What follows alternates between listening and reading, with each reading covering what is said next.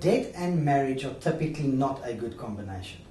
And many people who have experienced or gone through the traumatic experience of divorce will tell you that in most cases it has to do with financial circumstances.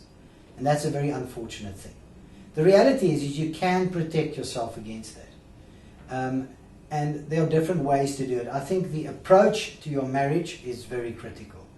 I know when you're approaching that big day and you're very excited about spending the rest of your life with this person, the furthest thing from your mind is the financial situation, obviously depending on your reasons for getting married to that person. But the furthest thing from your mind at that stage is bad debt and the potential additional burdens you might be taking with you into that relationship. So it's important that you think very carefully about the way you're going to structure this contract that you enter into with this other person. Because it's not just about that marital contract or that connection that you make with that other person. It's also about the legalities around that.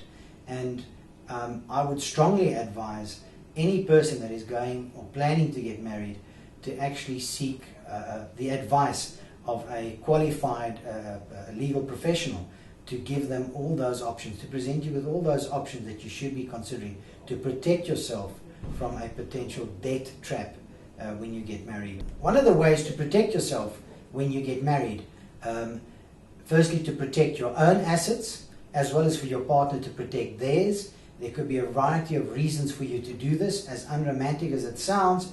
From a business perspective, especially if one or both of you are in private business, it could be advisable to enter into an antenuptial contract. And the antenuptial contract will specify the legal circumstances under which you are getting married and what this means in terms of each one's assets and your liabilities that you're bringing into that marriage with you, which could include debt. If one takes the example of a couple that are already married, they married in community of property, and one of the two starts piling up the debt, which essentially then, in terms of the marital arrangement, becomes both of your debt. Your options in terms of getting out of such a situation are very much limited from a legal perspective. And the best route, once again, under these circumstances, is that both of you seek professional help from a debt counselor.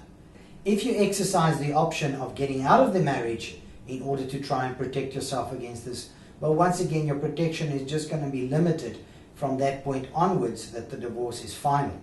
All the debt that you accrued during your marriage is still part of your responsibility that you had during the existence of that marital arrangement.